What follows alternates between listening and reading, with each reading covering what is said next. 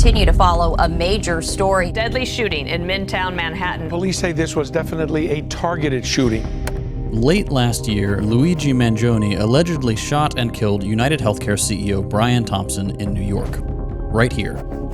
We started working on this video a while ago, so we don't have all the details yet. But one thing is already clear. Not a ton of people are mourning his death. People celebrating this is a sickness. Honestly, it's so disappointing. Why would you be in such a celebratory mood about the execution of another human being? This is revolutionary leftist evil. They're now literally cheering for the cold-blooded killer.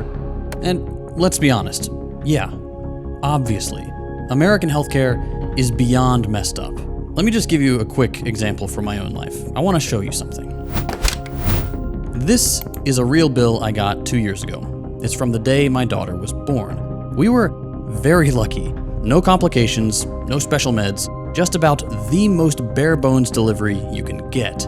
That one day in the hospital cost us nearly $6,000, or 2 full months' income for the average American. And that's with both of us being on United Healthcare. So, you know, if we had been living in New York, never mind. Again, we were lucky. The average birth in the US cost nearly 11 grand. Insane healthcare bills like these are the norm here. Americans collectively spend an insane $4 trillion a year on healthcare, and we just can't afford it. It's hard to know exactly, but it's estimated that about 500,000 Americans, 500,000 people every single year, are forced to declare bankruptcy or sell their home to cover their medical debt. You probably knew this already because, like all of us, you have the internet, and you've seen literally any GoFundMe campaign. About a third of them are people needing help with medical bills. And this is all in spite of the fact that we have a decently high insurance coverage rate in this country. Millions of Americans are still uninsured, to be clear, but for the 90-ish% that are covered, insurance sucks. Even before any of the claim denials start rolling in, and don't worry, we will get to that, most of us are paying several $1,000 deductibles and copays before we even get the privilege of our claim being denied. There are issues at almost every level of our healthcare system, but insurance companies are clearly the biggest pain point. So, let's dive in.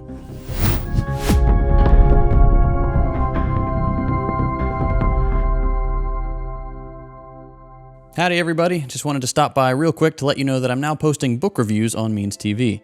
We've got some bigger exclusive content in the works, but I'm working on reading more nonfiction this year, and I figured, why not share my thoughts? My first review covers Invisible Doctrine, The Secret History of Neoliberalism, and it's available right now for all Means subscribers. I've got my second one in the works too, and that one is covering The World After Gaza. Turns out I'm a pretty harsh reviewer, so if you're looking for extra content, or you want to see if a book is worth reading based on some YouTuber's opinion, check out the link below to get 20% off your Means TV subscription. It's a cooperatively owned, explicitly socialist streaming service. It's got some amazing original content, and every sign up through my link directly supports this channel, so thank you for considering it. All right, back to the video.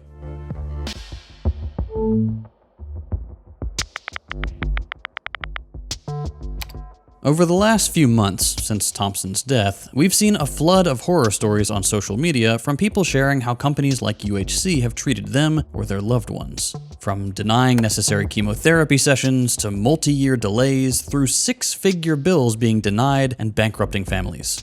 Health insurance companies are despised, and for good reason. Just take Cigna. They cover about 20 million Americans, and on average, their claim denial rate is about 15 to 20%.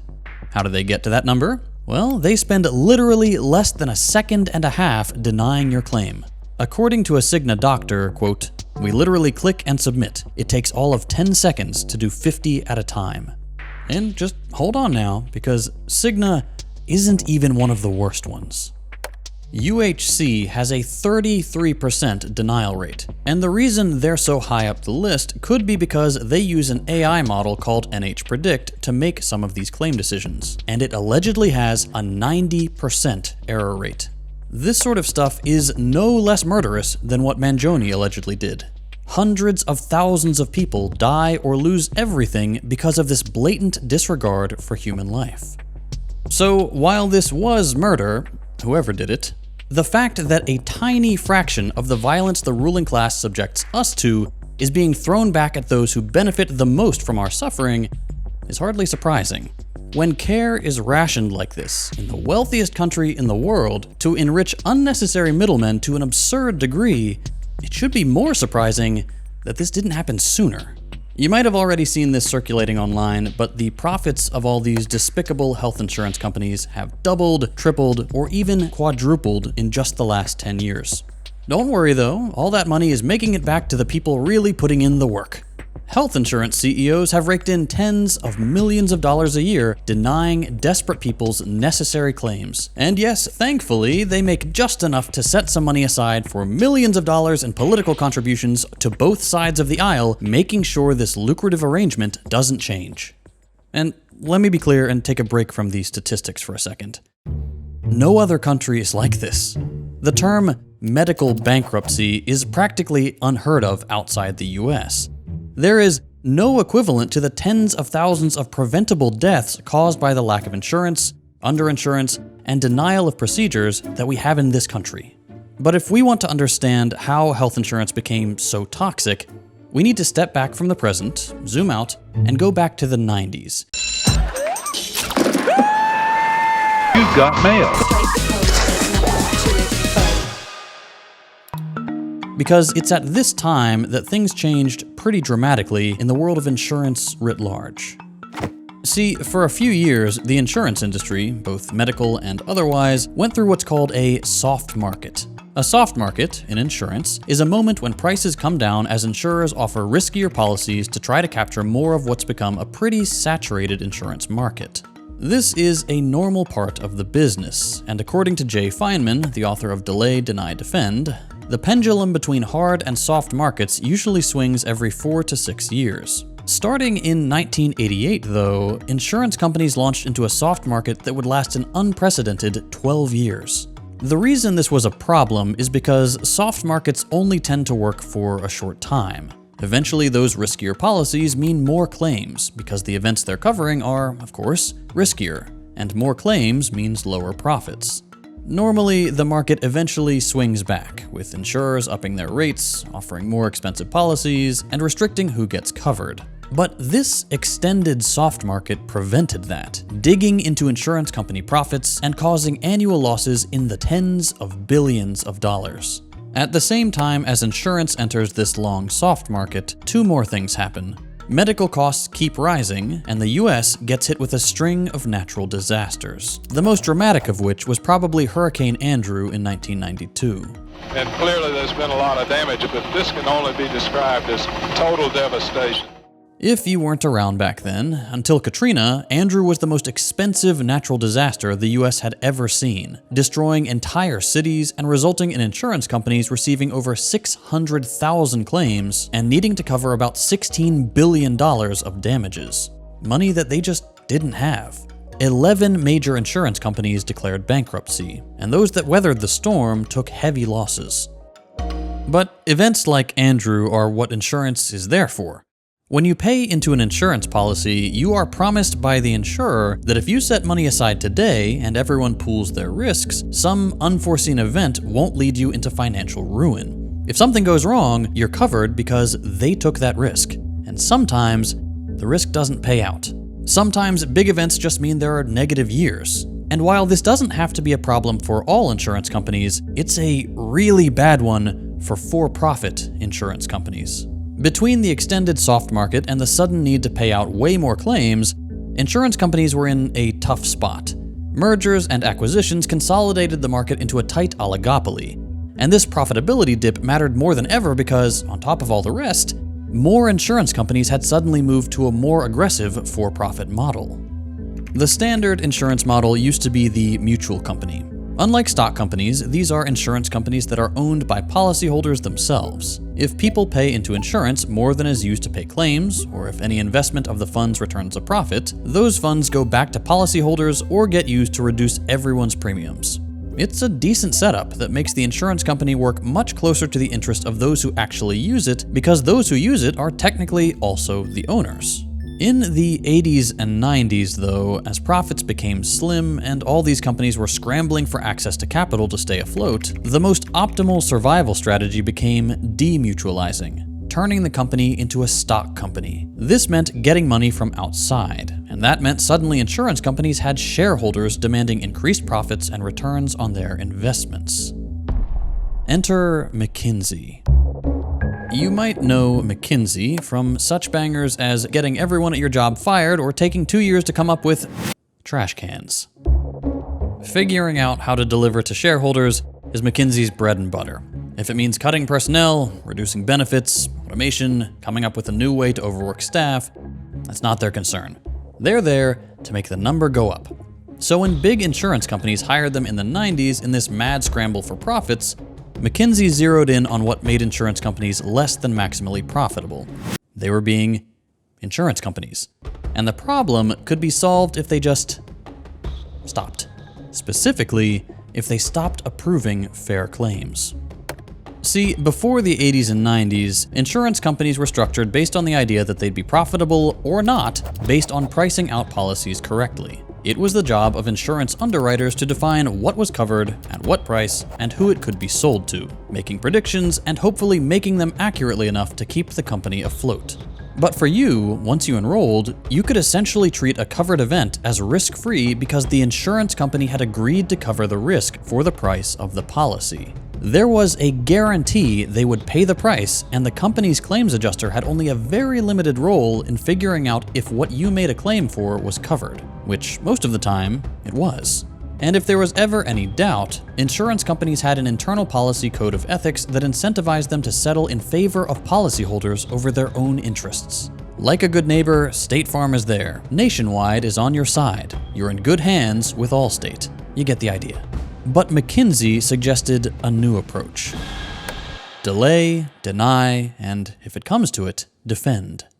Delay claims reimbursement until people give up. Deny as many claims as possible and hope people won't fight back. And if they do fight back, put on the boxing gloves and get the most expensive lawyers you can afford to make sure they'll regret trying to take you to court. This is now the standard for health insurance. And the only reason we know about this strategy is because of a court case against Allstate. In 2008, the company was forced to release internal documents showing what McKinsey's influence on the company's practices had been. And wow, is it bleak.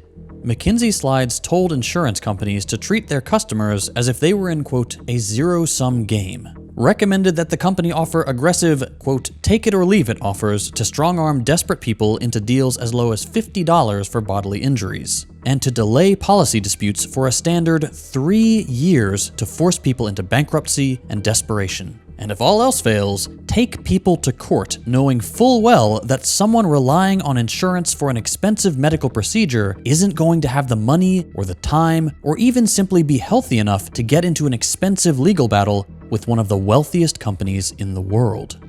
On top of this, McKinsey also suggested Allstate adopt a computer program called Colossus. If human claims adjusters might feel a shred of human compassion, Colossus, according to McKinsey, would firmly stick to making lowball offers and maximizing profitability, something McKinsey guaranteed, quote, shareholders will notice. Before long, McKinsey was in every major insurance company's headquarters giving the same pitch, and everyone eagerly applied their recommendations, making insurance increasingly legally complicated, increasing automation, and denying more claims. This is the standard now, and very few politicians actually care to fully acknowledge that.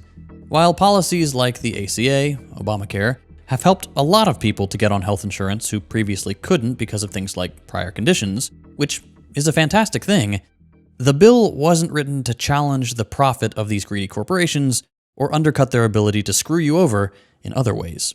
Through things like Medicare Advantage, for example, federal money doesn't go directly to covering your necessary procedures, but instead lets private insurance companies increase premiums and rack up billions in profit by essentially subsidizing them. It's a big part of the reason the last 10 years have seen such a boom for these companies, because policies were written with middleman profits in mind. But we have solutions. Bernie's Medicare for All, for example.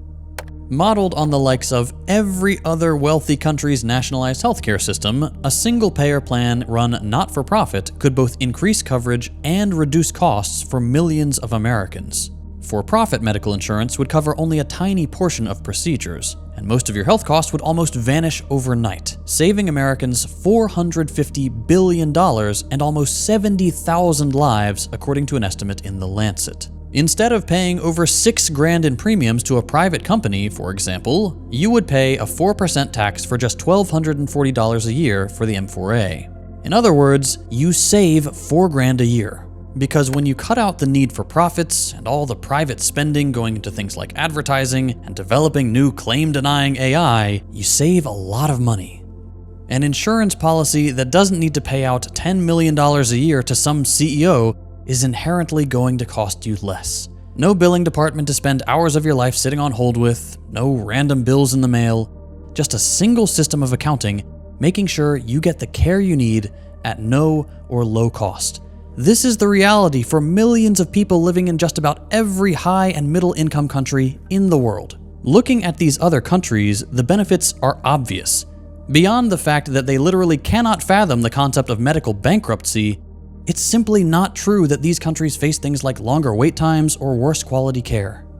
While different countries have slightly different metrics, more people in Germany, France, and Australia can see a doctor the next day than in the US. 4% of Americans wait 4 months or more for non-emergency surgery, compared to 2 and 0% in France and Germany. And doctors in Sweden and Australia report patients having a hard time getting specialized tests and care at half the rate than doctors in the US do.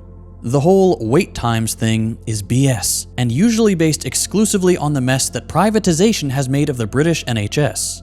As for the quality of care, we have a lower life expectancy than Cuba, a country we've embargoed and cut off from the world for 60 years. Why? They don't treat healthcare like a business, but as a responsibility to their citizens. Can you imagine that? What that would be like? Instead of watching your loved ones die because healthcare scalpers want to make more money. The point is, this is unsustainable. Bills like mine just can't be the norm. There's no way to keep going at this rate, with costs going up every year, CEOs pocketing millions, and hundreds of thousands of people dying preventable deaths while leaving behind mountains of debt to their family. The fact that we've seen millions of people cheer on somebody's death should be a wake-up call to the ruling class. This reaction would only be surprising if we weren't constantly surrounded by the much greater violence of capitalism on a daily basis. That instead, their response has been shock, condemnation, and doubling down on fear-mongering with jackbooted cops and corrupt officials just shows how loose their grip on public opinion is becoming. More people than ever are seeing the cruelty that makes profits flow, the cruelty inherent to this system, and it's only a matter of time until this violence is put to an end. Whoever shot Brian Thompson was one person.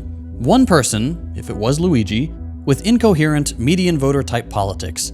That one person shook the ruling class to its core. Imagine what organized, politically informed resistance to these practices could achieve.